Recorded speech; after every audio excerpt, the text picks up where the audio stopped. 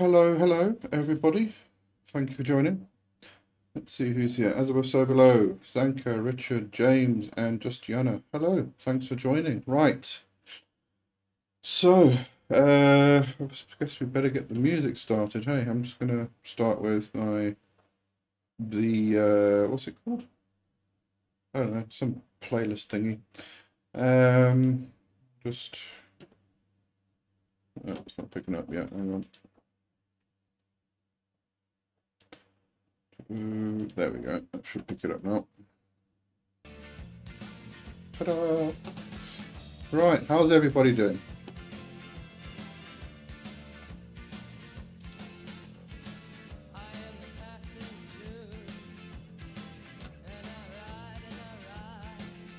And how has everybody's week been?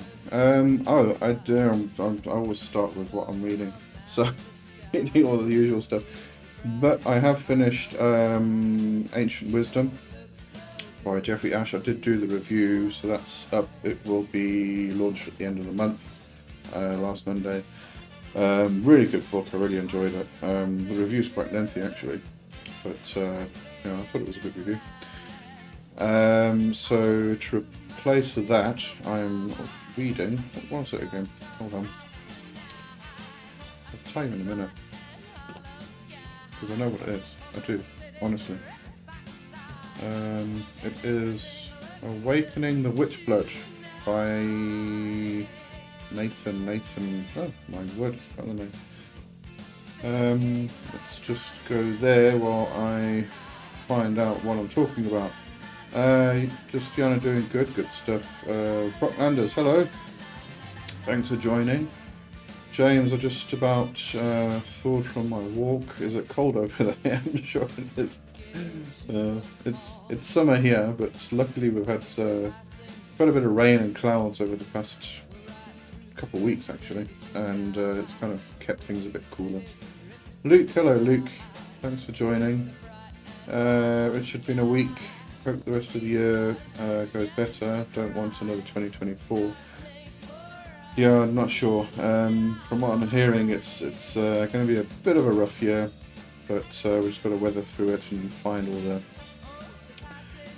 find out where the potholes are, so you can steer your way around them quite easily. Luke, 2 weeks ago I was a few minutes too late, and 1 week ago 1 minute too late. That's okay. Arena's here. Hello, Arena. Thanks for joining. And as I say, we messed up and took today off. Why is that messed up? Why did you mess up? I think I'm taking a day off every now and again. Alright, let me find this book stuff. Oh, wait, I know where I can go. I can just go over here, because it's in my Goodreads. Nathan King, that was it. Awakening the Witchblood. Just started reading it, so jury's still out, but we'll get there. Belial. Oh, I took the day off of Belial. No, you're still allowed days off. Even in if you're doing bhakti yoga or devotional work or something like that, you're still allowed a day off every now and again. It's not like you have to be completely and utterly consumed and forget about everything else in your life. Which can happen, and that actually starts to create an imbalance, so don't do that. Alright, let me just check here for something. Alright, there's actually something I wanted to let you guys know. Now, as you probably recall, I have said these Christian people that come along and stop preaching and everything else in the comments and whatnot. I just ignore them. I'm not interested at all in getting in any kind of interaction with them, because they're just going to keep coming, and then that screws up the whole topic of the channel. But I did get 2 emails actually from this person called Mitch Etlin, and just be careful, because this got a bit, I'd say, terrifying actually. So the first email was your normal, I'm going to land in the lake of fire, and I must turn to God, blah blah blah, and I must go to the website that he's connected with is actualgospel.net, just in case you get contacted from different people. That's just a normal rubbish email. But the second email starts off telling me that I'm demon possessed and Satan's angels is living in my body, and all of the material that I create, videos, books, etc., is just from Satan and everything else. And then it starts listing the signs of demon possession, which are total, absolute trash. I mean, mental illness, hearing voices, panic attacks, psychosis, sleeping paralysis, hallucinations, paranoia, delusions. I mean, it's living in the fucking dark ages. But here's the scary part, and I'm going to read it directly. I'd like to help restore you. I am willing to give you the money to come out to West Virginia and stay in a hotel for a day so that I can cast the demons out of you. You will feel completely different afterwards and will know for sure that you were indeed demon possessed.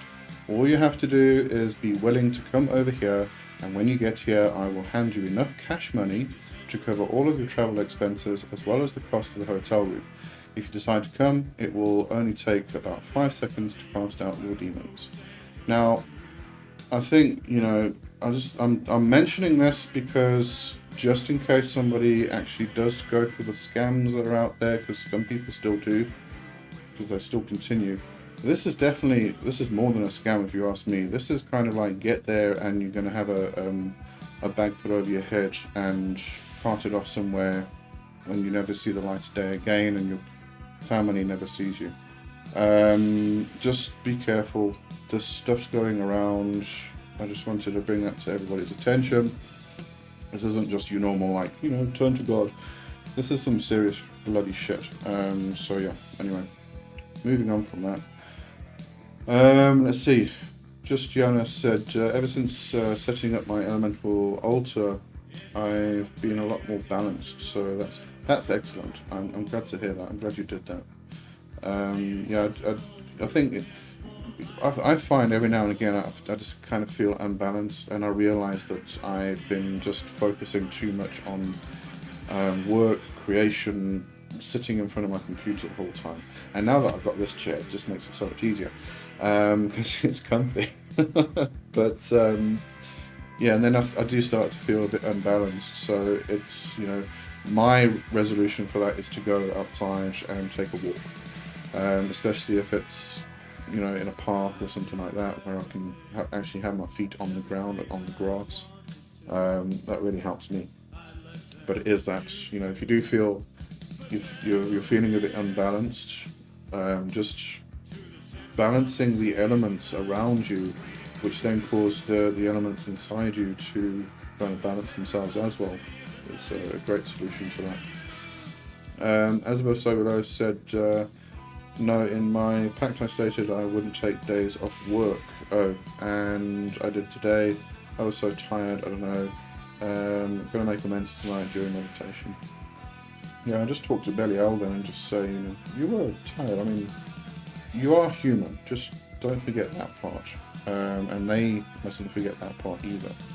That you are human, you have certain things, you've got responsibilities, but you do get tired, and, you know, you are subject to human what's not. Alright, let me just fix that. I've lost my thoughts. Hold on. Moving. Luke, I have a question. I worked with one succubus for 1 year, plus minus. My energy changed. It attracted another succubus 4 days ago. I heard her name, then forgot, and then she didn't visit me yet. Can I do something?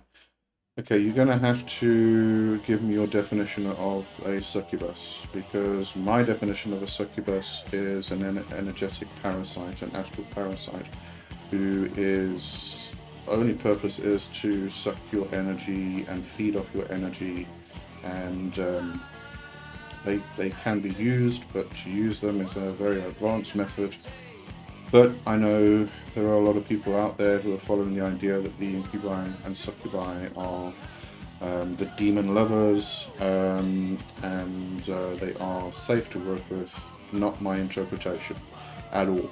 So you're going to have to give me your interpretation so I know what you're talking about in reference. So just let me know that first, and then I can maybe suggest something. Alistair Crowley's Diary, hi, how are you? I actually watching one of your videos again yesterday. Love the way you've done the whole setup, it's brilliant. I love it. Hello everyone, may light and wisdom be with you as we walk together on this journey of learning and discovery. Excellent. Just Yana, that's scary, they're trying to lure people. Yeah, I hope people don't fall for it. I hope they don't either, that's why I wanted to bring it up, just in case. You know, I think everybody here will probably agree that they don't. It's just one of those obvious things that, you know, you read this and you go, haha, no thank you. But some people are in almost like desperate situations and looking for an answer, so they could do. Plus, what might add to this is I was watching somebody who was talking about the satanic panic in the 80s and 90s, and you know what happened there, and the results of it and everything else. And there's this idea that we are heading towards the next satanic panic, and I can see it. Yes, I think we are, but I think it's going to be a lot different to that one. But one of the things was a lot of people may be turning back to the church, and if this is, you know, this could be some predator who's not even connected with the church or whatever the site is, who's just like using it to lure people to them. So, you know, just be careful, whatever. If you do end up going back to the church, that's your decision. You know, if it makes you comfortable, more power to you, but just watch out for these people, because nothing good can come from it. Alright, Arena, who writes these kind of mails? Crazy. Thanks for letting us know. It's a pleasure. Yeah, no, just insane people. Richard, that's the worst attempt at kidnapping I ever heard of. I hope no one falls for it. Yeah, well, I think some people still fall for the, you know, I am a rich prince, whatever. You know,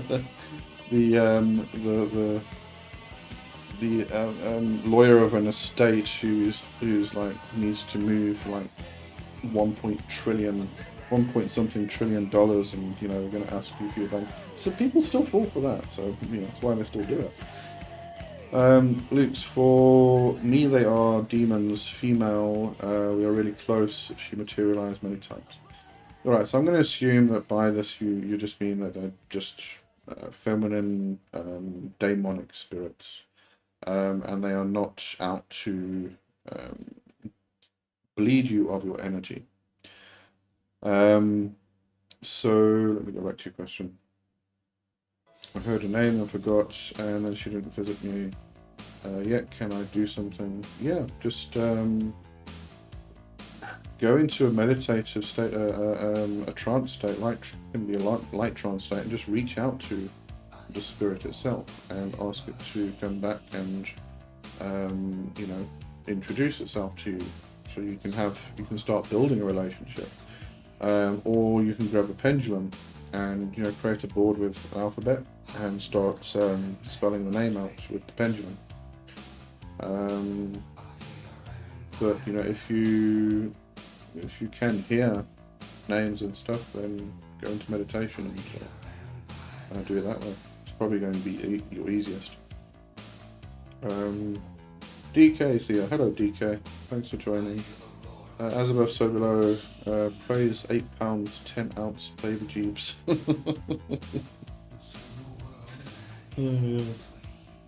Duke, I only know that her name was starting on letter S. If I could know her name, it would be way easier. Well, there you go, you've got a starting point at least.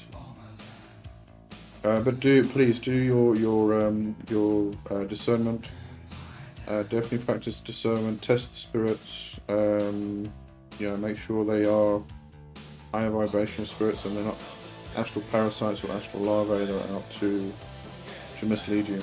Please do that. From afar, rock away, top of the day to you too, mate. Should we have separate altars for each demon? And can I put them up and take them down as needed? You can. It depends on the combinations you're looking at.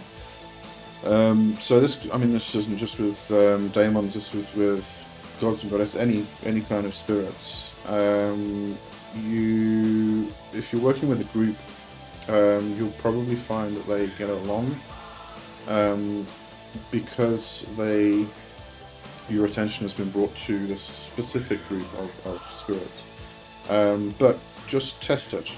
So create an altar and dedicate that to one of the spirits and work with it for a while. Don't just do like put it down and sit there for like 5 minutes and go, okay, well that seems to be alright, and then put the next one on. Work with it for a while, like a month or two, at least. I'd suggest like 6 months. Work with a spirit. I know it seems quite long, but you get a better idea of the energies, because month to month the energies can shift within you, and then that also relates to what you're actually experiencing with the spirit itself and the altar. So give it enough time, and then what that energy feels like, what that spirit feels like, what the altar feels like, and the dedication to doing all of this stuff, everything, exactly what it feels like.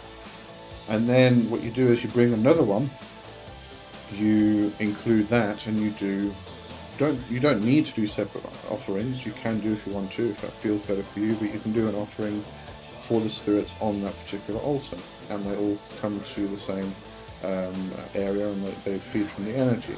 And if there's no conflicts, if there's no weird stuff going on, if it feels right, and because if you start getting conflicts, you're going to feel that, because all of a sudden the energy is probably going to shift, because now you've introduced an additional energy to it, but you'll kind of know if that shift is good or bad, because you've gotten to know the first spirit quite well.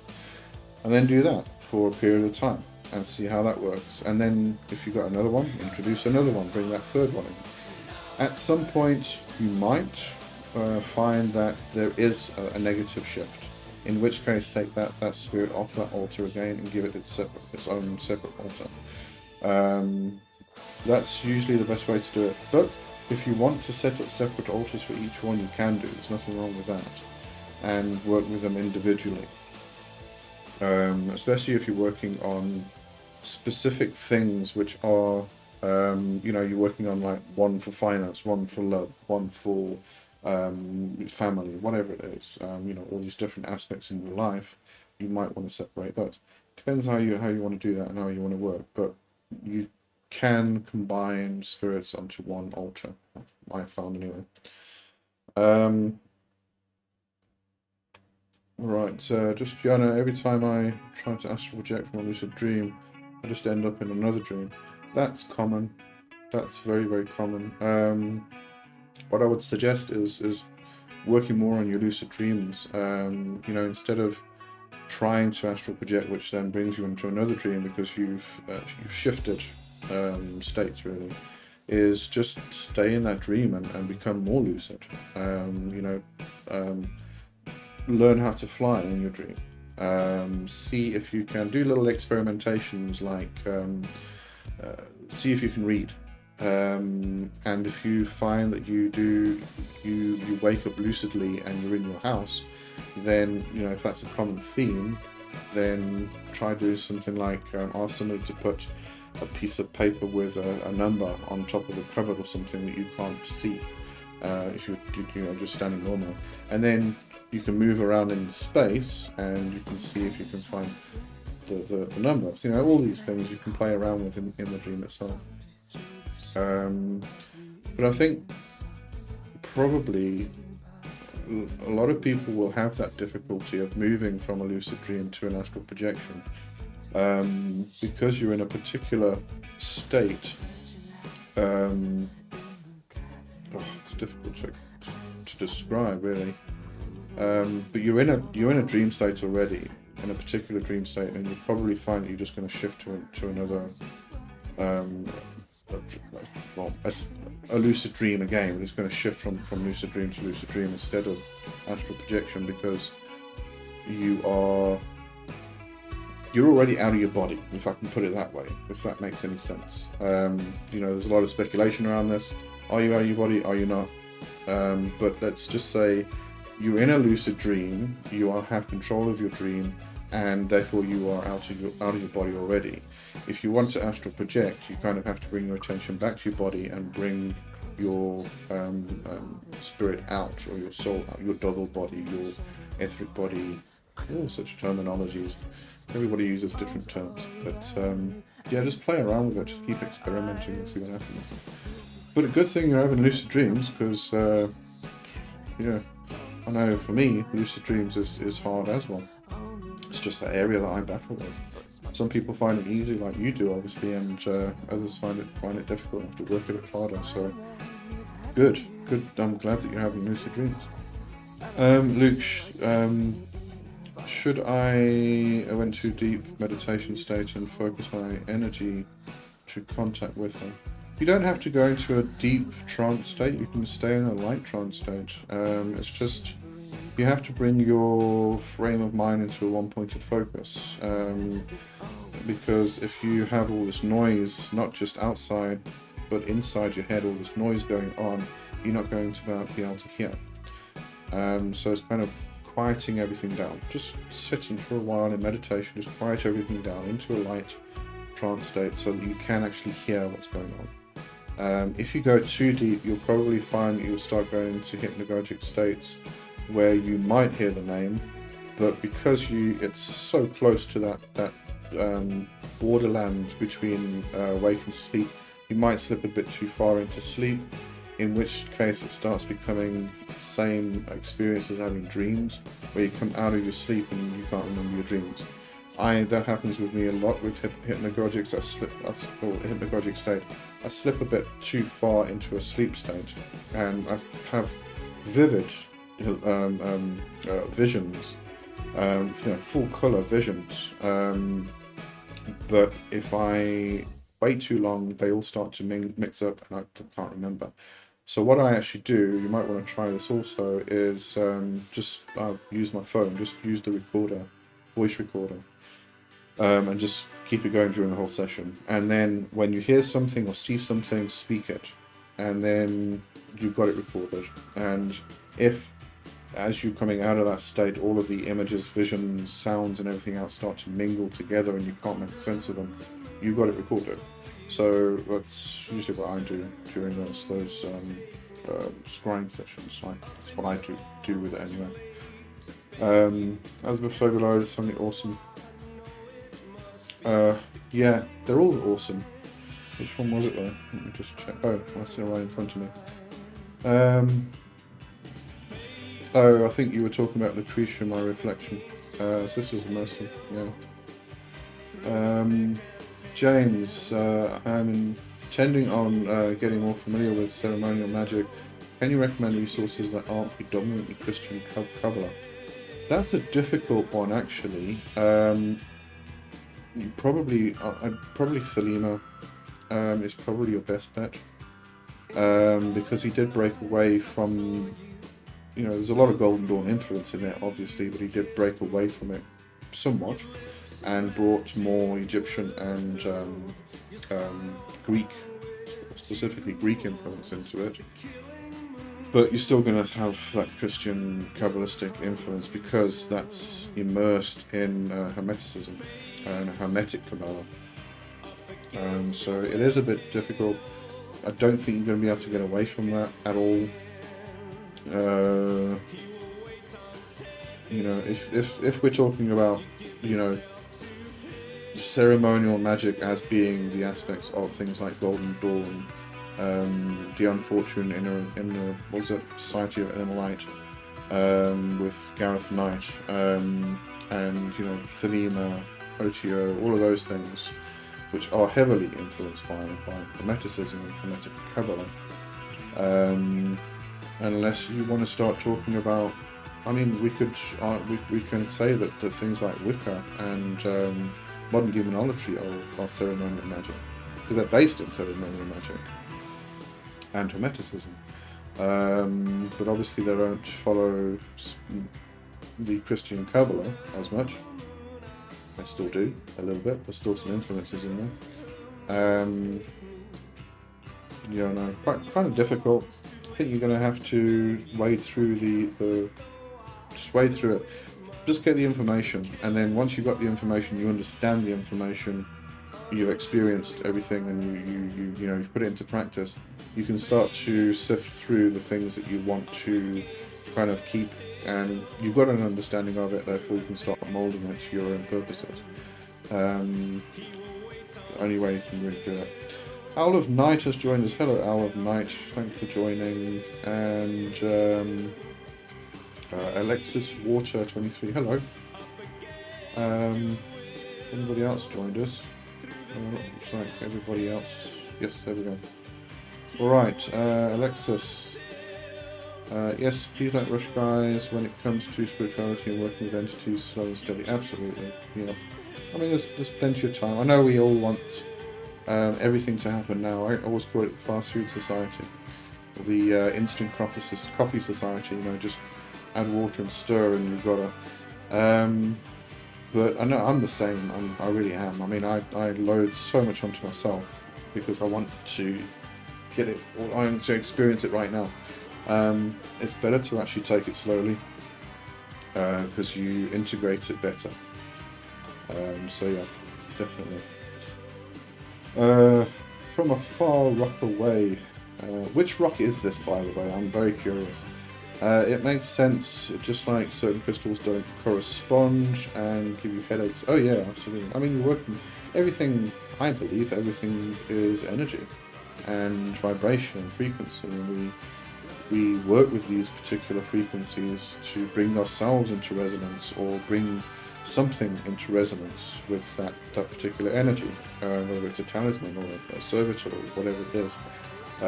You know, we want to resonate at that same vibration because that's the model that we're going for. So if you bring particular energies together, then you might get a bit of an explosion and you might get some good results, but you never know. You've got to try it, you've got to experiment with it. It's all about experimenting. So let's go for it.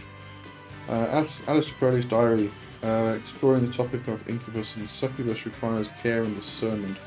Protect your energy, seek reliable guidance, and approach this realm with respect to understand its symbolism safely. Absolutely. I've actually got a question for Aleister Crowley's diary. Are you actually an AI? Or is there a person behind it who is driving the AI? I'm very curious. I'm sure it's the latter, but I just had to ask that question. Alexis, I always thought the deeper meditation or dream the better. It can be. It depends. As I said, some people may come out of a dream. I assume we're talking about when you're trying to get vision states and stuff. Some people come out of a dream and they remember their dreams to absolute detail. Other people come out and it's so muddled up. It's difficult to try and separate things. I'm one of those people.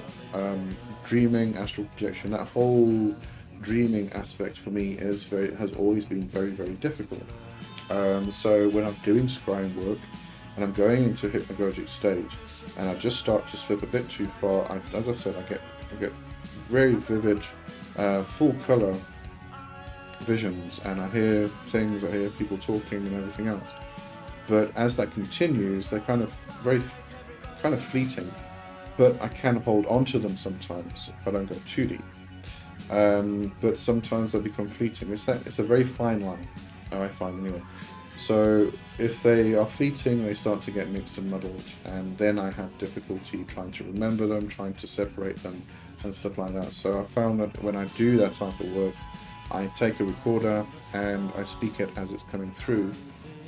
It doesn't break the stage, but it makes it a lot easier to recall. Just Fiona said, I've noticed dream recall is a big part of whether I can lucid dream or not. I just write down my dreams in a note on my phone whenever I dream, but then again I take prescribed medication at night, which might affect my dream recall. But if you're remembering, if you're recalling, then that's fine. And the more you do the recall and you write it down, the more you tend to remember. So, easier it becomes. What I tend to do is, if I'm specifically working on dreaming, I'll use my voice recorder on my phone. Half of the time when I wake up, I kind of like mumble into the voice recorder, and then I play it back later, and I have to try and figure out what I'm talking about, because it sounds like total just muffled state. But at least I pick up a few words here, and then it starts to trigger the memory itself. So that kind of makes it easier as well. I do remember reading someone saying that what they do is, because a lot of people have, you wake up in the morning, first thing you've got to do is go and have a pee. There's no sitting there and writing stuff down. You just got to go have a pee. So what he does, he's got a board in the bathroom that he just writes what is, on the wall, writes what is having a pee, and just writes key things so that he can then remember them later. They'll trigger specific memories, but he hasn't lost everything. So just do whatever you find works for you at the end of the day. Alexis, it's true, crystals don't always correspond, or they do for a certain time and then they change. Yeah, crystals have a life of their own.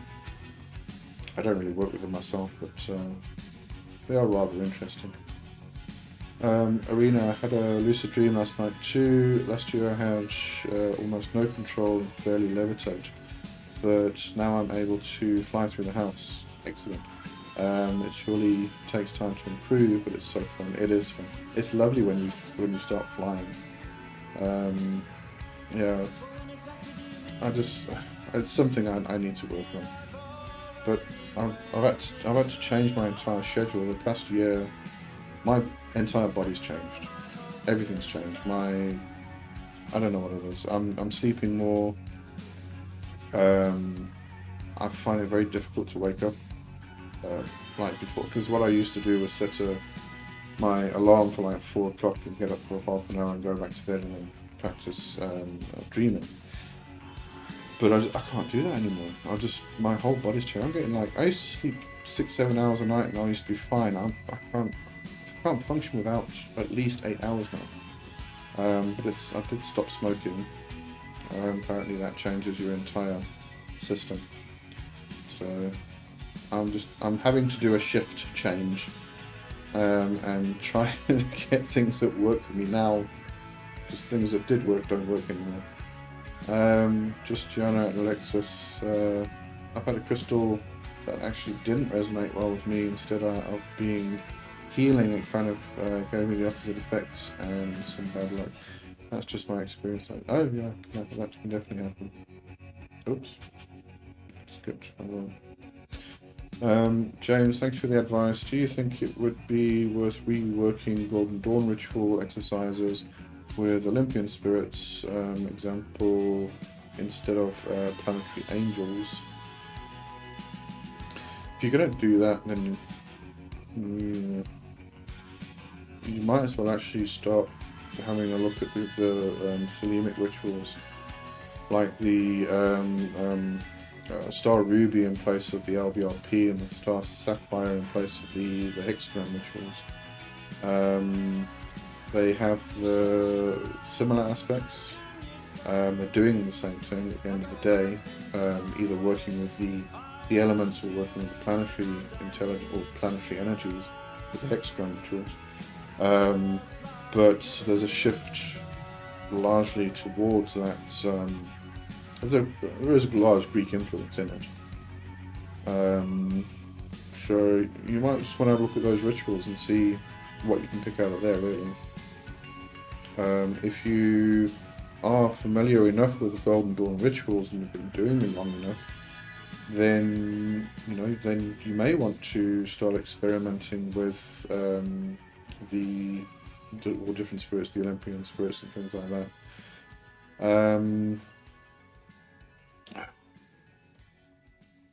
See, the thing is that there's very specific reasons for the various placements of aspects within those rituals, and you have to be very, very careful how you change them and how you replace things.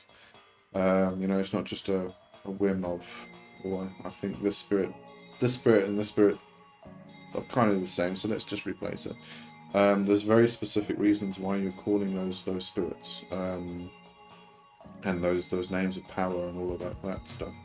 So be very careful. Really, if you're going to do that, you really have to know the rituals themselves, inside and out, and where you can actually change the energies. So, my advice. Alexis, just our experiences are more than valid. We should first trust them and not what it said or accept it usually. Yeah, absolutely. James, I'm hesitant on mucking about under the bonnet of an established system in case I break it. You should be. That's very sound, actually. As I said, if you're going to do that, you have to really, really know the system itself. You have to know all the rituals. You have to know why you're doing them, what everything feels like. You really do have to know everything. You have to completely and utterly immerse yourself in the system before you can start changing things. And that takes a long time. It takes a while. So yeah. If you do want to do that, it's I don't know. It's difficult to advise people on the public forum. I don't really know your practice inside and out myself. So all I can say is just be careful. Really, really know the system inside and out before you start changing things around. Luke, thanks for help. I will try to do this. Sorry for late reply for my connection. No problem. Sect, hello Sect. Thanks for joining. How do you archive altered state of mind? So what do you mean by archive? Sorry. Oh, it's probably achieve. Maybe your autocorrect got there. So how do you achieve an altered state of mind? So an altered state of mind is really a different state of mind, and because it's altered from your normal state of mind. So the way you would go about this, so I've got some hot chocolate, made it and I haven't drunk it yet. So therefore an altered state of mind would be something like sitting down and just meditating, quieting the mind, because our normal state of mind is noisy. It's extremely noisy. So if you practice meditation every day, you're going to find that over time, when you sit down and meditate, all of a sudden you have shifted. You find that it's easier to kind of dampen the noise, the background noise and stuff like that. And that's altering your state of mind. You can go from that point to moving into different realities, or alternate realities.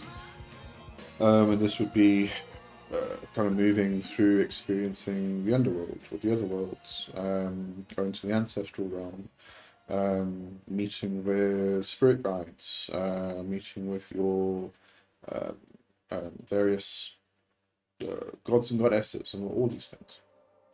So actually going into different alternate realities. So that is really, you achieve an altered state of mind by quieting the mind to begin with, let's say learning how to quiet the mind. And when we talk about quieting the mind, it's not really blank mind or no thought or something like that, because we always have thoughts. It's just learning how to not focus on the noise and the traffic, which we do all the time. Let that go But what we're doing is then becoming one-pointed focused. Either you are trying to focus on that quietness, on the silence, or you're trying to focus on the visualizations that are coming through from journeying through the different worlds. That is one-pointed focus, because if we're not one-pointed focus, if this noise is still going on, we can't keep focus on what we're doing, the task at hand, because we keep getting pulled back into this noise. So that's really what altered state of mind. Right, so moving on from that, hope that helped. Luke, and speaking up, you mentioned noises. I also realised that sometimes I'm hearing them. Can you tell me more about it? You'll probably find it's the same. It's the hypnagogic state, or how do people pronounce it? Hypnagogic state that you get into. You also get a hypnopompic state if you are experiencing this in or out of sleep. Hypnopompic is when you're coming out of sleep. Hypnagogic is when you're going into sleep.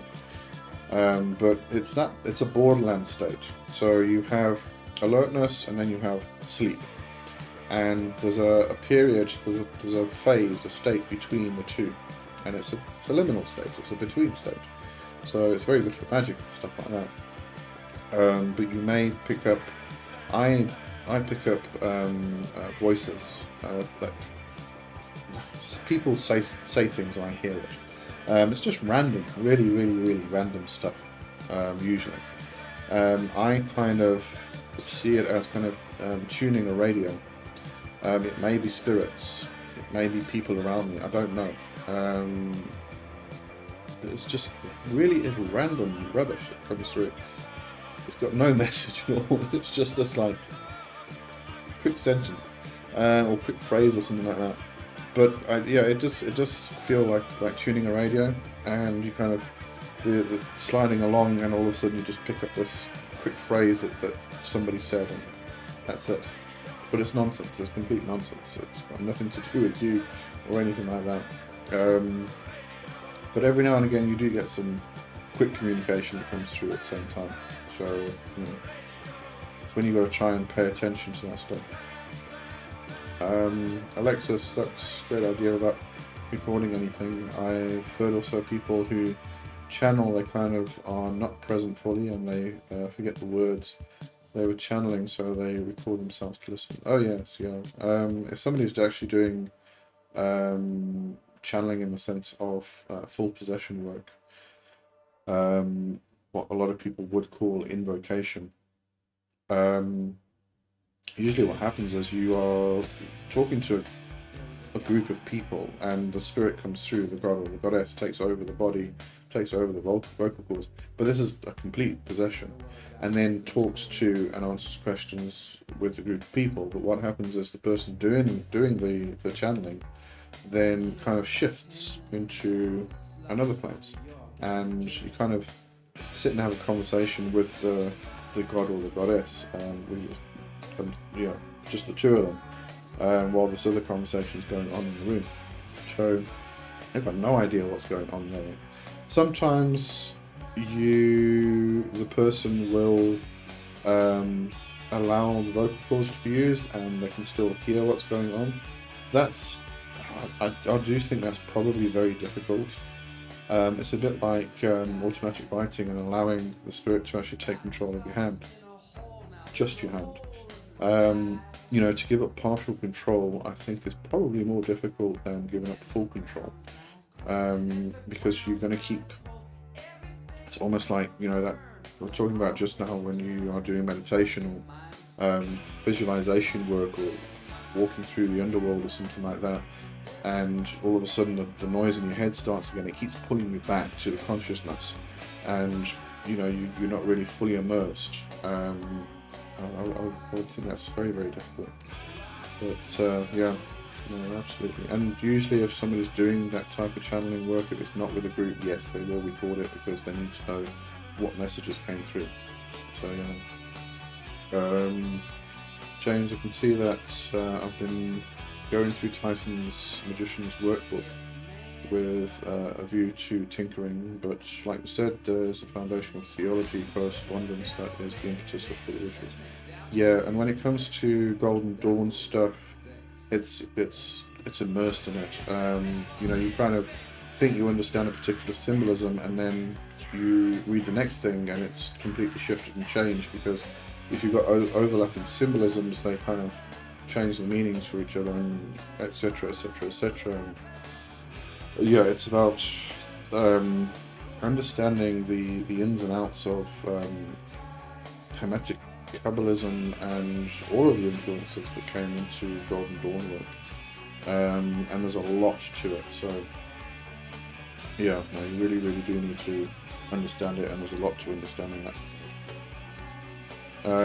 Luke, you always explain in such a nice way, thanks. I thought it might be something deeper, but seems like not. No, not really. I think, you know, I think we experience most of the things that we talk about here on a daily basis. It's just that we don't recognize it usually. And then when we start talking about doing magic, doing spell work, speaking with spirits, and all of this stuff, all of a sudden we separate that from our normal life, because it's now magical. But you know, it's about bringing that back again, that idea back. You know, don't separate our magical life from our mundane life. They're the same thing. But we do tend to do that. You know, it needs to be this big thing. You know, we have to do a ritual, and it needs to be this powerful thing, and all these big things are going to happen, and sparks are going to fly, and we're going to see a spirit manifest physically in the room, all this stuff, but it doesn't happen. Because it's more normal than we kind of realize. But at the same time, you know, you're moving into this new reality, this new way of thinking, and that's very, very exciting. It's thrilling, and it's scary at the same time. So, yeah, it does kind of get separated from the mundane, because the mundane is a bit boring sometimes. And in a sense, magic becomes slightly escapist in an approach. So, you know, we escape to this other way of thinking because it's so exciting, thrilling. So, but I think we experience most of these things just on a normal daily basis. We just don't realize it and don't recognize it. James, you've given me a lot to think about. Thanks very much, Lee. I'm gonna dip out and dive into some research. I'll catch you all next time. Excellent. Have a good time. Happy researching. Yeah. It's all part of the magical stuff, doing the research. It's fun. I like doing the research. I love reading, I love studying, so. Right, that was a very chatty chat. Now it's gone to it.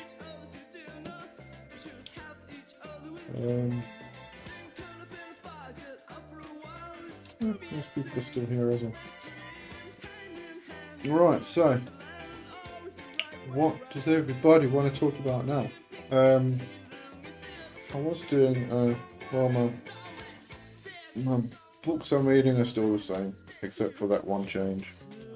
Magical Revival, Essentially Enochian Grimoire, Tantra Illuminated, Moon Magic, and now it's Awakening Witchblood.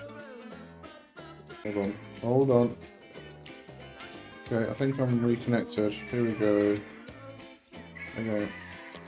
I don't know why, OBS just has to do that at least once every Sunday. Just disconnect me and reconnect me again. But I am still here, I think. If there's any problems, just let me know in the chat. Just, Yana, the only time I've been able to astral project was unintentionally when I stayed awake while my body was falling asleep. Yes, that's exactly how you're going to accomplish that. Again, it's that between state, it's the liminal state, borderland state that you get into. So the mind's still awake, but the body's falling asleep, which can cause paralysis, which is where a lot of people have some difficulty, because the mind or the body is starting to go into that state of sleep, and that, you know, there's certain things that get triggered to stop you from moving around, and you know, which is why we sleepwalk. Well, shouldn't sleepwalk, but some people do because that trigger doesn't come on. But yeah, no, it's exactly the state you want to be in. And you're going to go on lots of adventures. Try not to slide off the bed like I did. Well, no, not the last time. It's the last time I was on the floor. A while back. I can't remember how long back. I kind of rolled over out of my body, and then I'm going, oh yeah, I'm out. And then I kind of slithered all the way down off the bed and onto the floor. And then I woke up. Try not to do that. Doesn't work really well. DK, I can't app personally. Astral Project. It's probably not for everyone. As I said, a lot of people battle with it. It's been a huge battle for me my entire life. Dreaming, lucid dreaming, anything in that particular dreaming realm. But you know, when we're talking about astral projection, there's a lot more than this idea of coming out of your body, your physical body. You can sit down and meditate and move around. You can walk around your space, and you can move around into different worlds, go on journeys, all of this stuff, and that falls under the umbrella of astral projection, or astral work, if we want to say that, or dreaming. I like to call it dreaming. This big umbrella term. But yeah, it's a lot of people find it very, very difficult, and I'm one of them. But I find other ways to do it. Alexis, there was something about the brain waves and stages when before sleep, theta waves, etc. Yeah, I can't remember exactly. Yeah, I can't remember that whole theory. I do know that if you do the hemisync thing, which was developed by Robert Monroe, I think that was his name. Anyway, the Monroe Institution. He wrote all the famous, some of the famous astral projection books, or others, Muldoon, etc., etc. But the hemisync stuff, I actually created it myself, and it works fantastically. I use it to go into altered states and to, you know, move into the astral realm and stuff like that. But it's a 4 hertz difference. So it's binaural beats basically, but you put 100 hertz into one ear and 104 hertz into the other ear, and the combined wave is a 4 hertz wave, so it starts to resonate. And it works fantastically. And what's really cool, if you do create this yourself and do it, what's really cool is to actually vibrate names of power at the same time while you've got your headphones on. It's just the wildest thing. Your voice kind of reverberates, and it's you've got to experience it. It's really weird, but yeah, because what I was doing was I was moving down into specific Sephiroth, and then vibrating the god name to open the gate and stuff like that.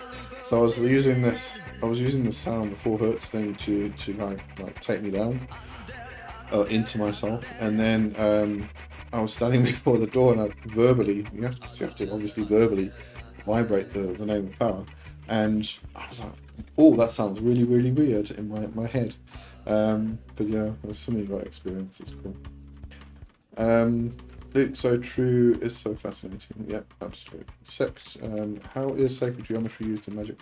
I don't really understand sacred geometry that much myself. It's a fascinating thing.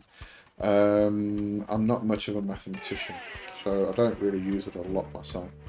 But if you do want to get into it, have a look at the Freemasons. You know, the way they used to place things and build buildings, the architecture they used to do, the mason work, that really does get a lot into sacred geometry. I've got a feeling we spoke about this on Into the Wildwood. I know Kai has quite a lot of knowledge on that specifically, but Yeah, no, I can't really help you much myself there. Sorry about that. Alexis DK, I also difficulty as rejection, but it's absolutely for everyone. It just takes different time and practice, but it's natural and psychic. We are spirits first. I would agree. Everybody can do it. The problem is some people can do it naturally. Other people have to really, really work at it, and it's that constant work that gets in the way. I would say it's difficult sometimes because a lot of the time when you're doing that type of work, it is often suggested in the training itself that you wake yourself up at intervals during the night, and a lot of people find that after a while they can't handle their work day because they haven't got proper sleep. You can have a look at what's the name? Something sleep, where you split sleep up into segments, and you don't do a full 8-hour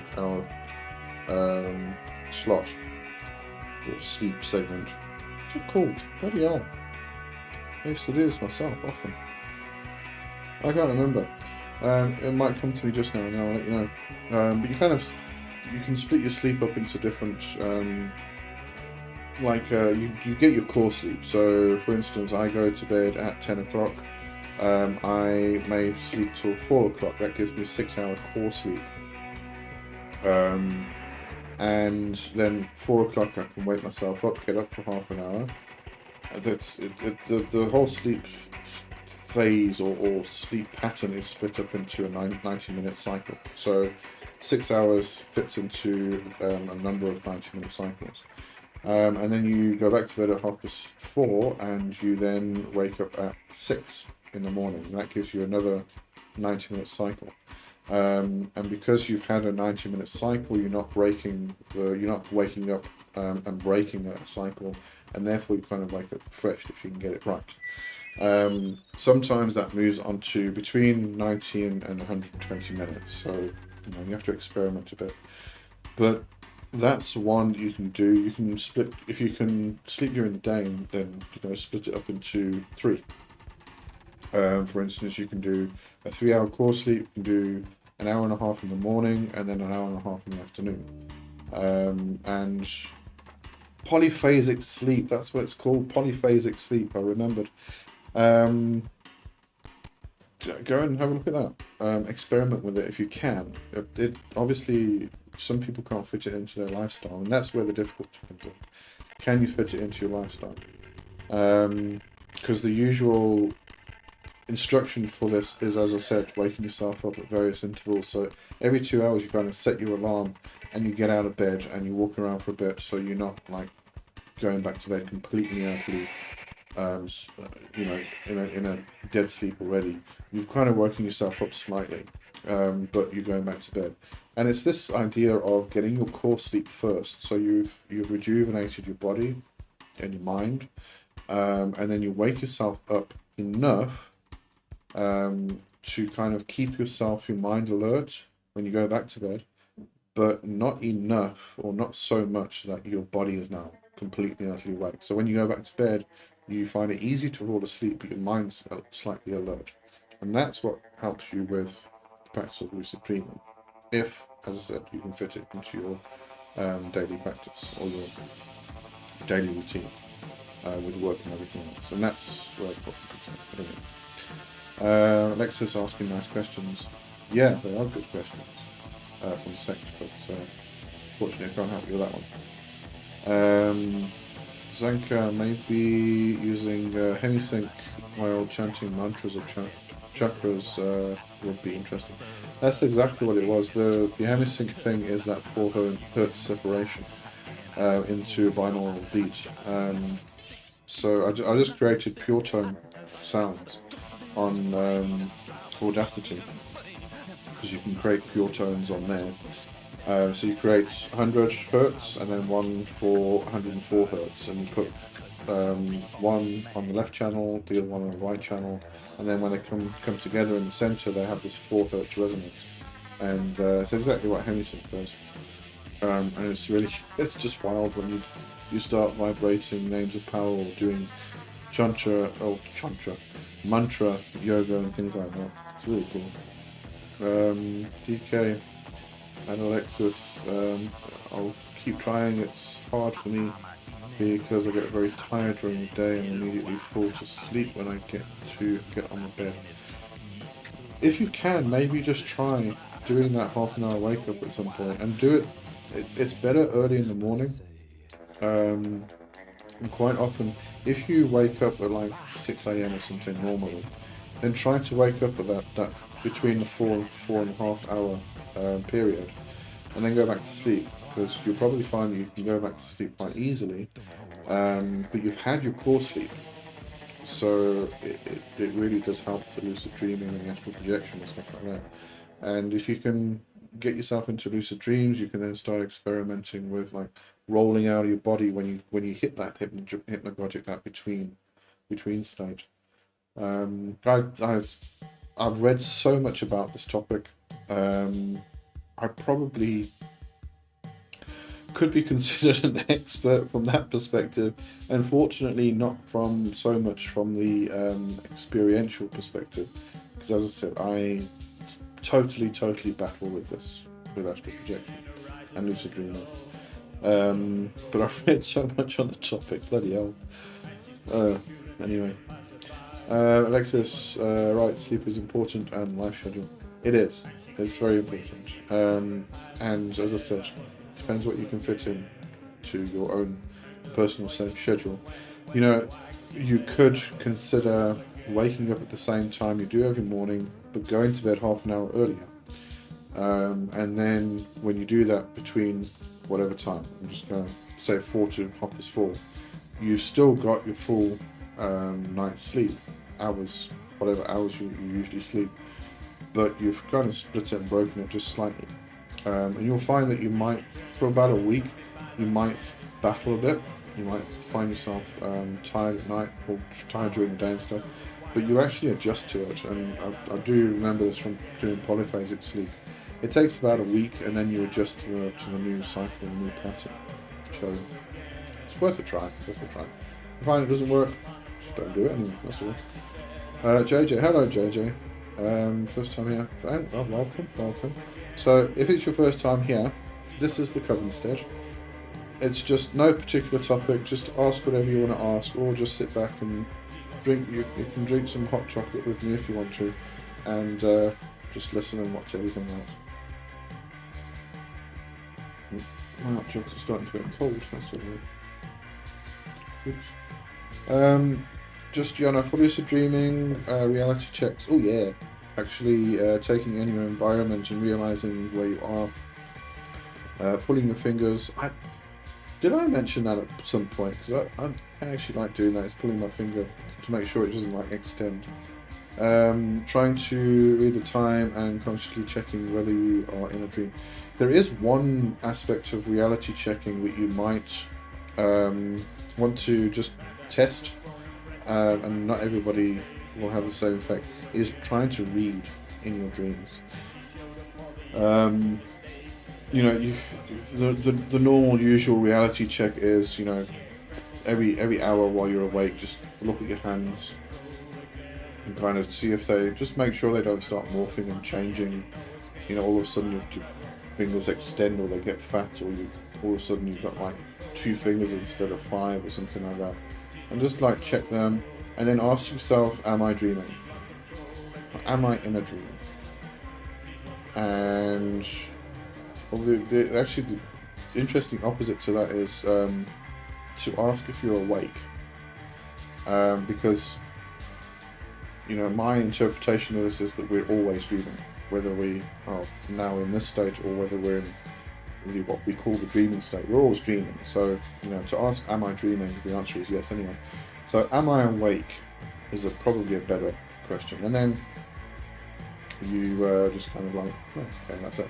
Or you can like push against a wall or something. If your fingers don't go through the wall, then you're awake. So anyway, do these reality checks. But if you try and read, because it's usually said that you can't read something in your dreams, all the letters get muddled up, and it's just nonsense. You can't actually read something. I can read in my dreams, so that's a bad reality check for me because I know I can read in my dreams. So if I try reading as a reality check, I'm just going to think I'm awake anyway. So I've got to find other things. I mean, I like pulling my finger to see if I can stretch up. Yeah. Alexis, vibrating names and mantras is powerful, but even more powerful is one knows the right names, secret names of the energies they are trying to invoke, like knowing direct personal number. Yeah, absolutely. And quite often, if you're working closely with a particular spirit, whatever, god, goddess, demon, angel, etc., etc., etc., etc., if you're working closely with them, built a good relationship with them, they'll usually give you a secret name, or a name between the two of you that nobody else has, which is good for testing, for discernment, for calling them, so you make sure you don't get a parasite and all that stuff. Yeah, I'm just calling the name, and we'll say that there's power in the true name. There's definitely power in the name, and then you have to start questioning what is a name. But that's a long conversation. Alexis, good points about lucid dreaming, but yeah, absolutely, yes, I agree. Richard, how about having your phone with you in a lucid dream? Most people don't have their phone. I've actually asked this question. It was a couple months back, I think, and I'm sure it was on a Covenstead. I did a mini survey. How many people... Oh, talking about surveys, I need to remind everybody about Yolandi's survey. I'll grab the link if I can find it again just now.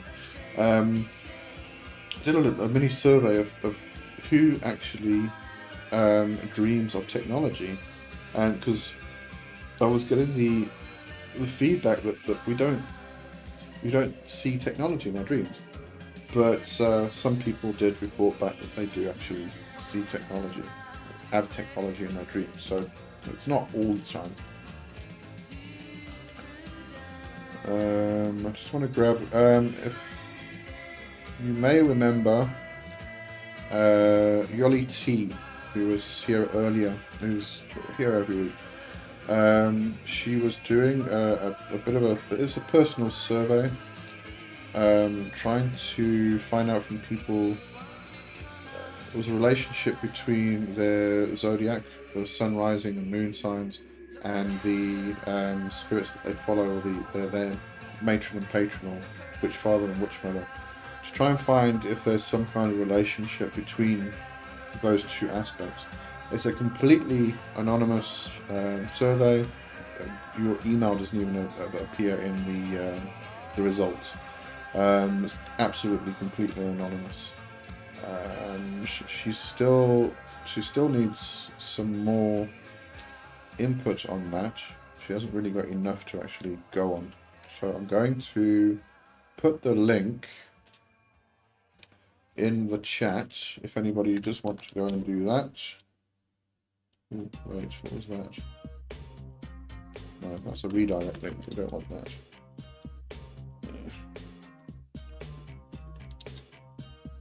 Hold on, let me try to do this rather.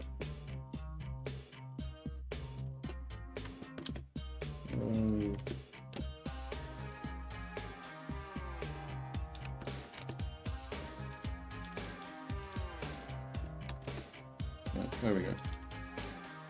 Okay, put in that in the chat if anybody wants to do that. It's much appreciated. It'll be an interesting little survey anyway. Alexis, not on topic, but any recent fun or impactful experiences with dragons or daemons? I wouldn't say specifically with dragons or demons, have you had any? Because you're asking the question. I'm assuming you have had. So let us know what your experiences are.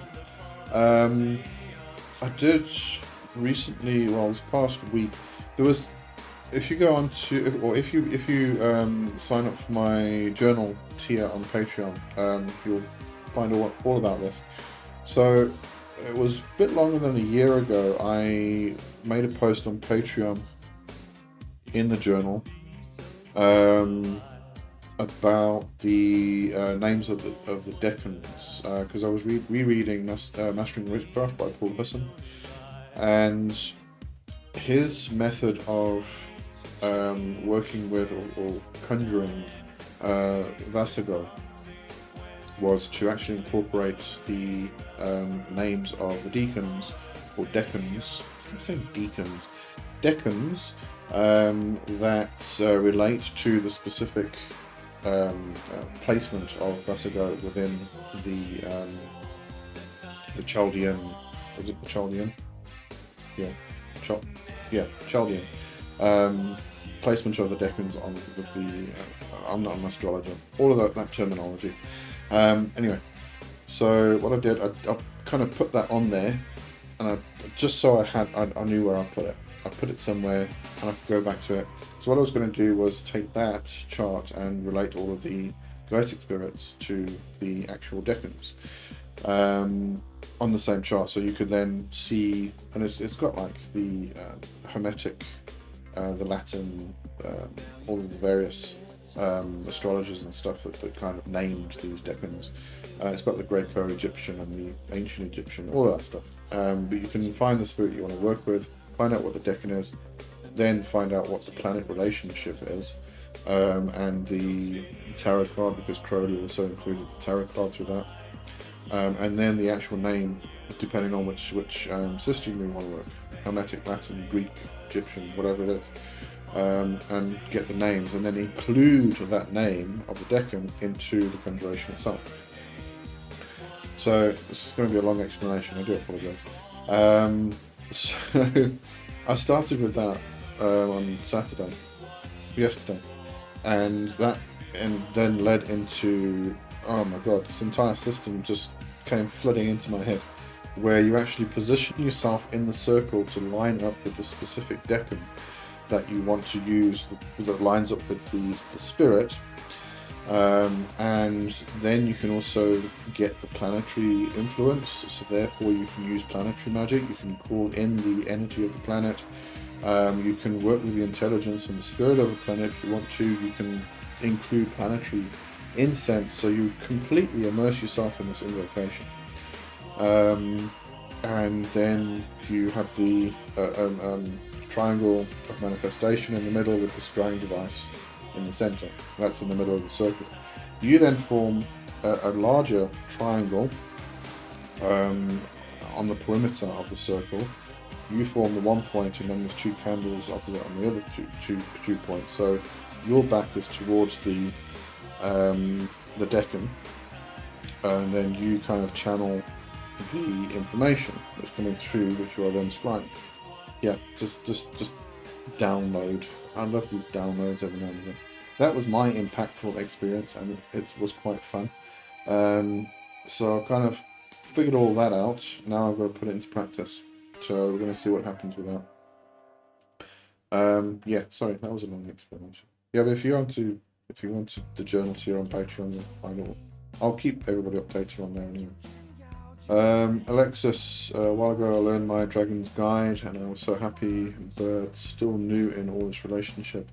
I kind of feel we and my Dragon Guide share a lot, like aspects of personality. Yes, you would do. It's a personal thing to you. It's very similar to what I might call my fetch beast. I do work with an aspect which is dragon, which is part of myself as well.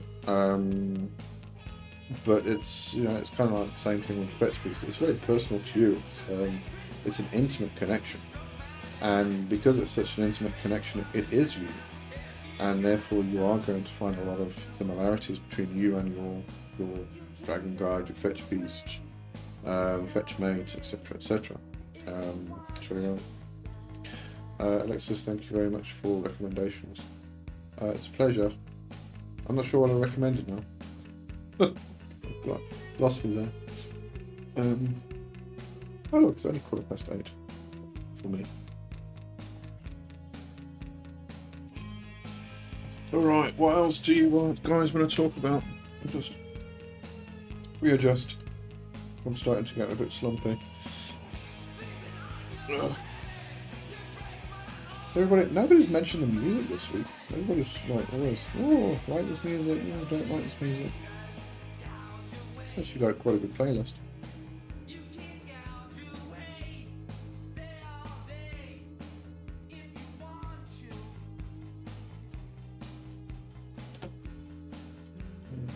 Check.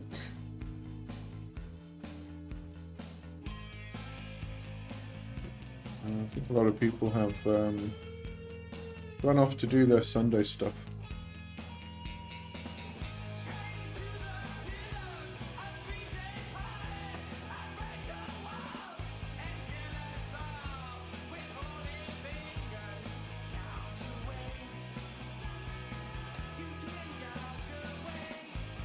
It's a good playlist, enjoying it. Good stuff. I like to hear that. JJ, can you share your experience working with Azazel?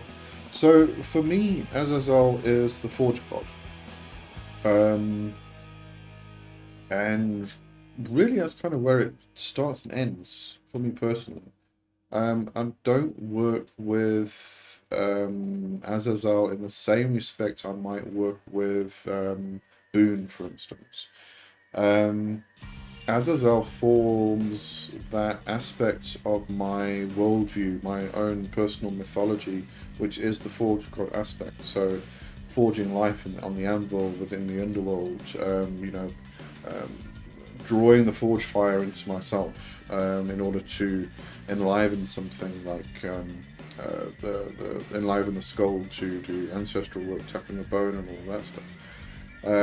So that's really what Azazel is in my own practice and for me. But it's not in regards to everyday stuff. It is very much a traditional, spiritual aspect. I can't think of words at the moment. So yeah, that's Azazel for me. But you see that particular connection for me comes through traditional witchcraft specifically, because Azazel, or Tubal-Cain, was the avatar of Azazel when the Grigori came to Earth.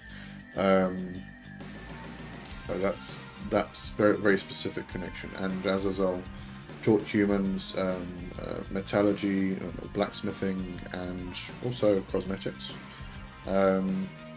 But was the leader of the Grigori, the Watchers, but it was Tubal-Cain who became the first blacksmith. So that's why I have that particular personal connection. Cesar, hello Cesar, hi from Costa Rica. Oh, cool, nice. So I hope it's nice and sunny over there. I don't know if it's cold or hot in Costa Rica at the moment. JJ, what do you think about the theory that Azazel and Paimon are the same energy? I would definitely say no. Well, not in my experience anyway. I don't work with Paimon. I've touched on Paimon's energy slightly, but I've had no cause to work with Paimon. But from what I've experienced, very, very different energy for me anyway. As I said, I mean, that's my experience. It might not be other people's experience, but I can't see Azazel and Paimon being the same energy. Even the mythologies are so very different. I mean, we can talk about everybody's experience is their own experience. It's their own personal gnosis and things like that. And yes, it is. But you can't really say that. If somebody has a personal experience where they are told that, let's say, Persephone is the same energy as Thor. That's totally, very, very, very, very extremely different. Not just the fact that they're from two different complete pantheons, but they're just very, very, very different.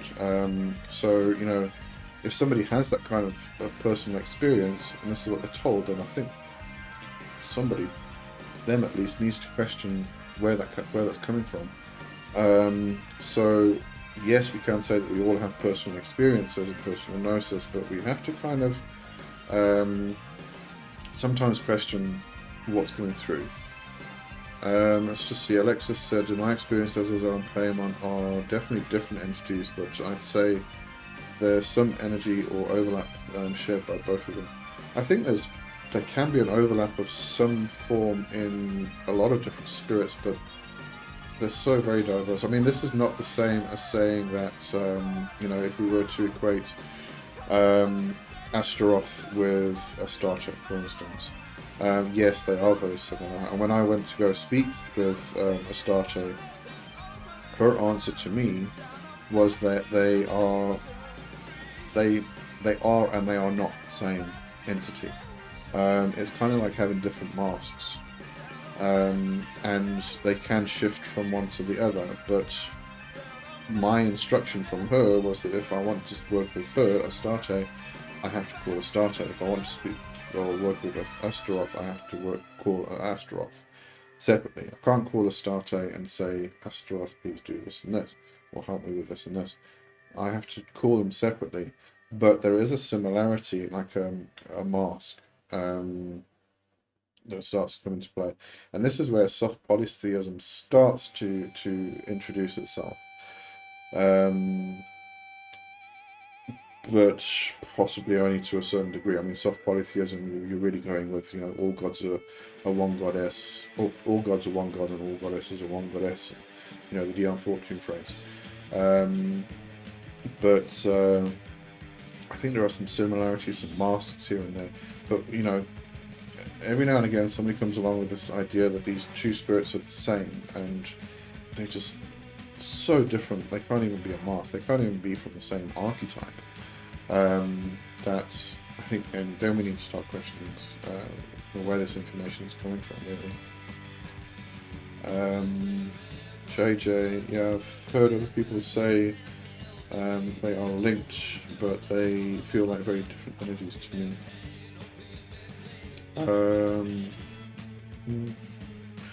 Alexis, interesting, makes sense. JJ, Paimon is a lot more light-hearted.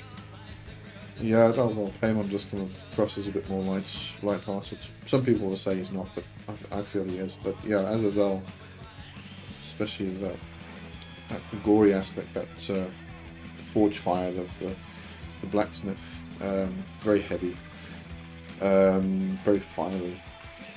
I'm trying to think of a connection, a possible connection between the two, and I can't get it. It's just not there. Nothing coming. And even in imagery, Paimon's on a dromedary, a camel, with his crown, going through the desert, and I don't know. No, I just can't see it. I can't see it. Not coming to me at all. But at the same time, then I'm saying all this stuff, and then I come along with information that Boone and Hecate are the same, or not the same, but again, two masks of the same spirit or the same archetype. We can put it that way, I suppose.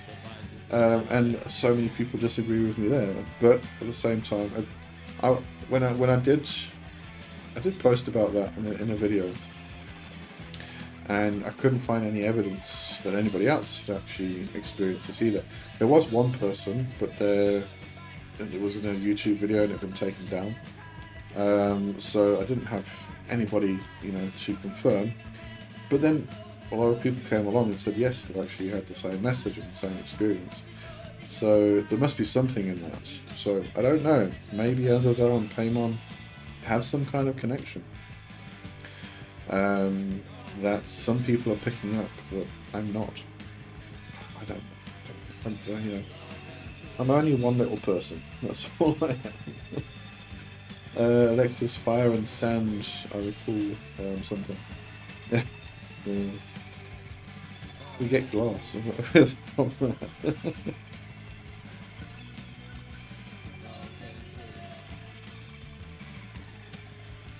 There is, yeah, the fire and sand Jin aspect. But then again, that's the thing. If you're talking about Paimon, I would consider Paimon to be within that aspect of the Jin. And we can go into various different interpretations of this. So Paimon is part of the Ars Goetia, and therefore those spirits in there are considered to be Jin. Okay, and a lot of people consider them to be Jin. There is also the interpretation that they are actually Nephilim. Now, I can see this because if we take the story of not just Naama and Azazel, but also one of the other queens, Agrat. It was Agrat and King David. They, in mythology, both of those unions are said to have produced Asmodeus. And if we consider Asmodeus to be Asmodee, part of the Ars Goetia, then we can say that not just Jinn, but also Nephilim, because there was this union with Naama and Azazel. Azazel being one of the Watchers of the Grigori, the leader of, and therefore the product of that union would have been Nephilim. Okay, follow that line of thought. Which means that Paimon would be Nephilim, and Azazel is not Nephilim. Azazel fathered Nephilim.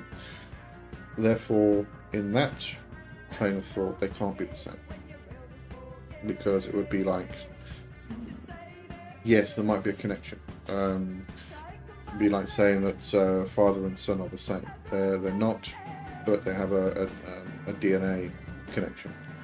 That's probably as close as I can get anyway. Marvel, hello Marvel, thanks for joining. You'll say it's just like most demon can tell if the past, present and future. Does it make them same? No, absolutely not. Yeah, they're just, I mean, that's a bit like the idea that all plumbers are the same, all doctors are the same, all electricians are the same. We have lots of plumbers. They do the same thing, or similar things, but they're not the same, and they might do it in slightly different ways as well.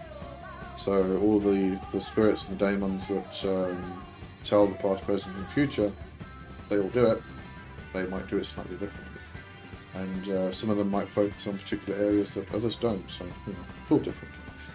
JJ, Paimon reminds me of Loki. I don't really know that much about Loki myself either. So I don't know. I never worked with Loki myself.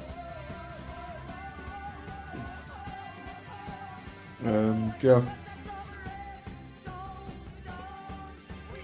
But I think this is the thing with all of this stuff. It boils down to mythologies. It boils down to quite a lot of the time it's UPG, unverified personal gnosis, until it becomes verified. Obviously, if enough people actually get the same messages or same experiences.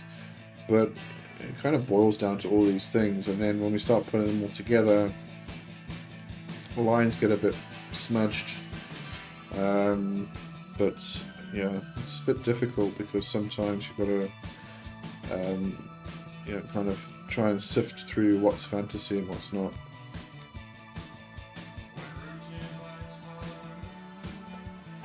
I'm really not good with emojis, sorry, or emoticons. Hail.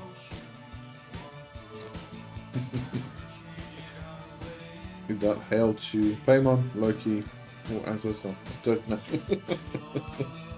I've lost you, sorry. I don't know why I can't read emojis. I'm just terrible at it.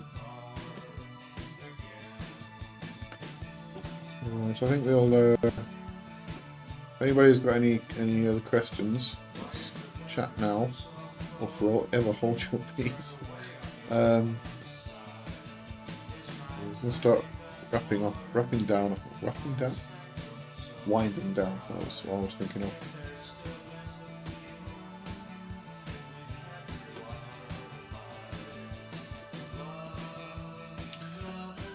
How do we close portals with spirits?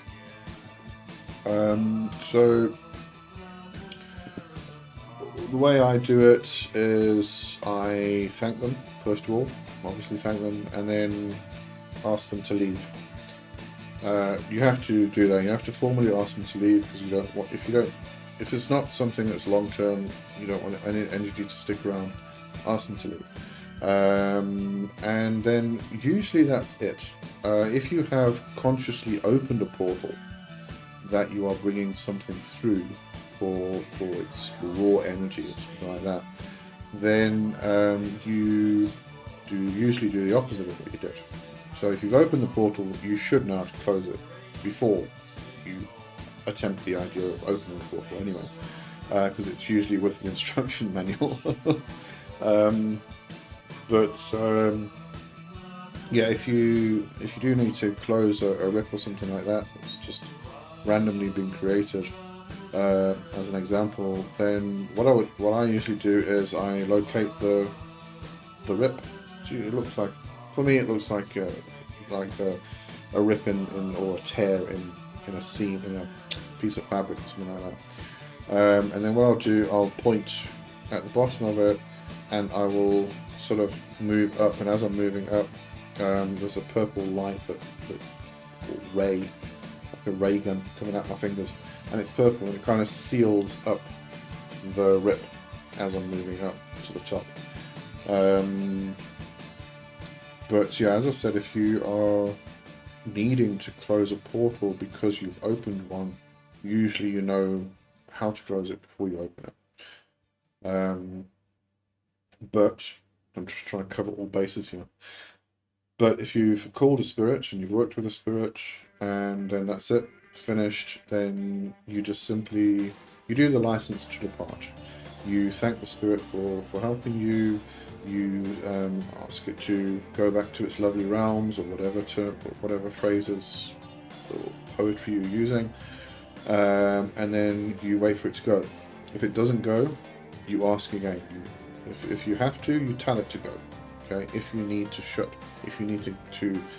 close that communication, you tell it to go, and then eventually it goes, and then you do a banishing and just clears out any residual energy that you don't want, you don't need, and that's really it. That's what you need to do. Alexis, you also said like unintentional connections made, but we are not sure of spirit name. Yeah, usually this isn't really opening the portal. It's just, if you consider that they're here all the time, they're just, shifted into a slightly different dimension. When we have those communications, those shifts kind of become a bit closer, connected. So it's kind of like, the realities kind of shift together for a period of time, and you have that connection, and you have that spirit come through. It's not really opening a portal, it's just overlapping realities. If I can trying to put it as simple as possible. And then it's just a case of thank you. You don't know the spirit name, you don't know the spirit, could be an astral parasite, therefore you test it. You ask it questions about yourself, about itself.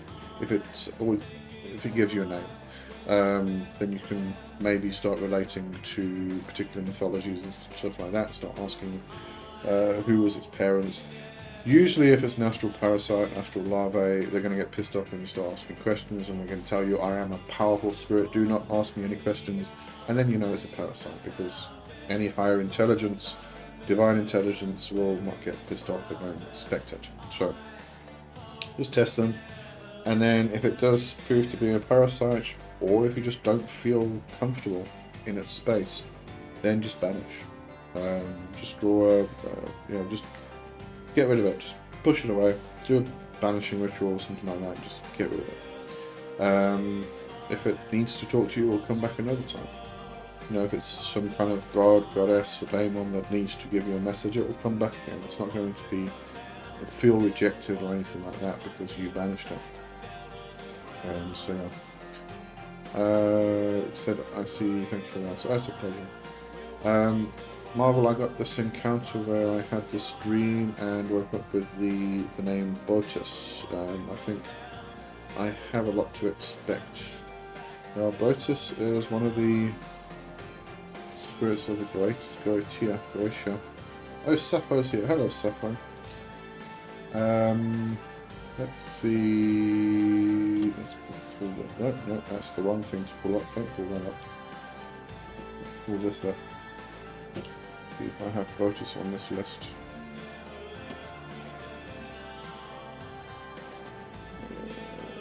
Where are you?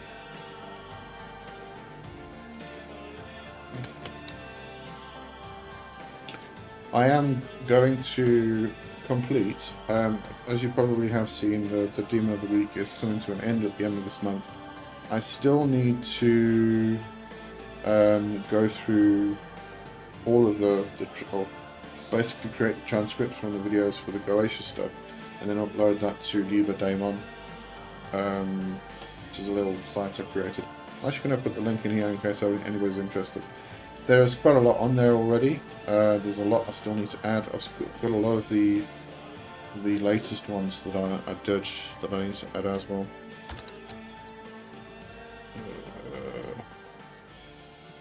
But it's going to be it's searchable, so you can basically search for practically anything. If anybody's interested, there you go. Alright, I'll come back to the Botus information just now. We can have a quick look. But from afar, Rockaway said, this is what this is all about. We seem to be computers seeking real primordial intelligences and not acquiring viruses and parasites downloaded onto our mainframe and process. Absolutely.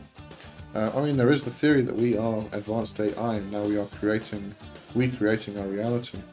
And the cycle will continue. Where we are in the cycle, we don't know. It could be like millions and millions and millions of cycles prior to us. I just love that theory. Alright, so Botus. He appeareth at the first show in the form of an ugly viper. Then at the command of the magician he putteth on human shape with great teeth and 2 horns, carrying a bright and sharp sword in his hand. He telleth all things past and to come, and reconcileth friends and foes. Yeah, that's quite a cool one. I wouldn't say. I was going to say that's quite a gentle spirit. It is a water demon. Mine, some of the notes up, but yeah. The element is water, and the end begins with Jedan, which is the same as Leviathan. So Jedan means water. So most probably a water spirit as well.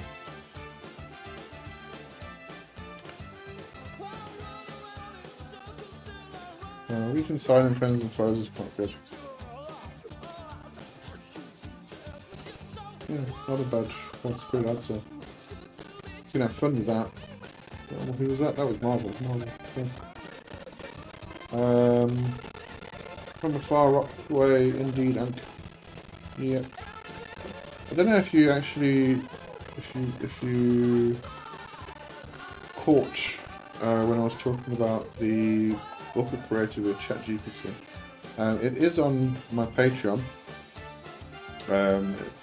If you go onto the journal tier or higher, you can grab it. Otherwise, you can buy it for, I think it was $11.49.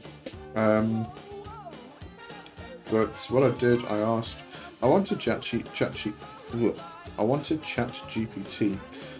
to create a system of spirituality and magic and mysticism that was purely AI, from an AI perspective, not from a human perspective. I did battle with the whole concept to begin with because AI is a serving model, or ChatGPT is, and also a learning model. So it was kind of difficult to get to that point. So eventually, it just created this. We call it techno-mysticism. This whole system of integrating technology with older forms of magic, and I got it to produce this work, and it was fascinating, absolutely fascinating. And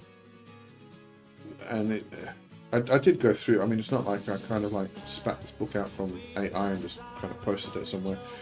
I went through the whole thing. There were some areas that I didn't feel very comfortable with, like it was talking about. Created this thing called Techno Kabbalah, and I really didn't feel comfortable with that. It felt very appropriative, so I deleted that entire section.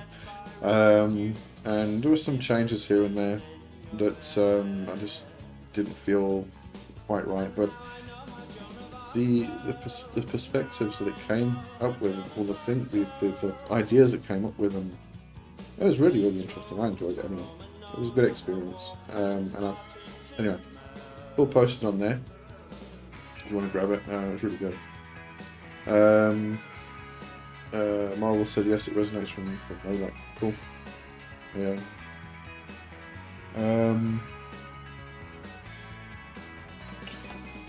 Right, I think everybody's getting a bit gone off. Definitely gone off now. To go and do their daily Sunday stuff. My Sunday's almost at an end. Yeah, I'll go to bed after this. Sapphire, I used AI to generate a daily tarot reading to compare to my own. It wasn't too bad. Yeah, you definitely have to experiment with these things. If you're going to go down that route, test all of it. And it's definitely not something you want to learn from. Because if you are trying to learn something, sometimes it just comes out with a load of false information. I have had that. So, only produce something that you know about, that you have the knowledge of, so that you can actually fact check it, because otherwise you're going to end up in a whole lot of trouble. From afar, I've got to come up with a simpler name for you. Which rock are you on? That's the far. Which is the far rock away? And then I can maybe just call you by that name.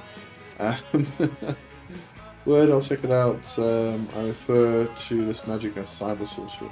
Yeah, no, it is. I mean, I was actually thinking about this. We've got like techno-paganism and cyber witch and cyber sorcery, and I like this techno-mysticism because it goes into the mystical aspects, not just the practical or the praxis of it. So I thought techno-mysticism was quite a good term. Cyber sorcery would therefore be working with the intelligences of cyberspace. I would say, because it's sorcery. But yeah. And the funny thing is that techno-paganism has been around since the internet started. A load of geeks just decided that we're going to incorporate technology and magic because it forms both. It's our world. Just check I'm still active, because it just told me I stopped. No, still active. Both of these things form part of our world, and they're so similar. I mean, if you look at the idea of the web, and now we've got the cloud where we can put information, store things in a liminal space. You start to compare this stuff, and the book speaks about the digital loom, and we talk about the warp and the weft, and the weird and the reality of the thread, and all of this stuff in magic. What was the other thing? Oh, on the term now. There's the digital loom and the I can't remember the term now. But yeah, no, I just came up with some really good stuff. It looks great.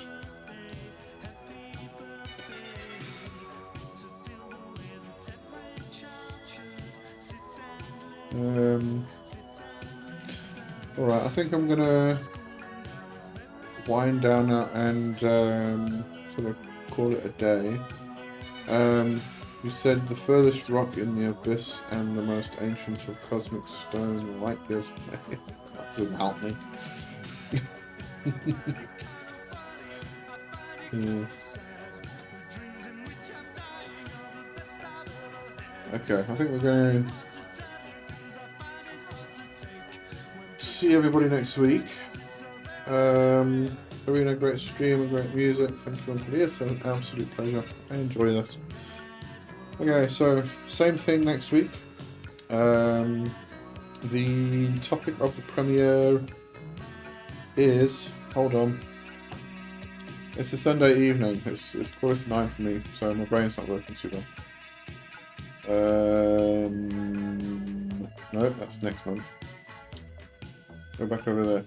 Oh, the Paris working. Somebody asked me to do something on the Paris working after I did the Babylon working. There wasn't really a lot of information I could grab regarding that, but I put something together anyway. So the premiere is going to be the Paris working, and then we will have the Covenstead at the same time. Alright, so thank you for joining, and Alexa said have a nice rest of the day all. Yes, thanks for joining, thanks for the chat, it was great fun. And let me call this up, or I'm just going to sit here looking at funny at everybody. Have a good one. Zanka said thank you, Lee, it's a pleasure. Cheerio for now, and have a good week, brilliant week.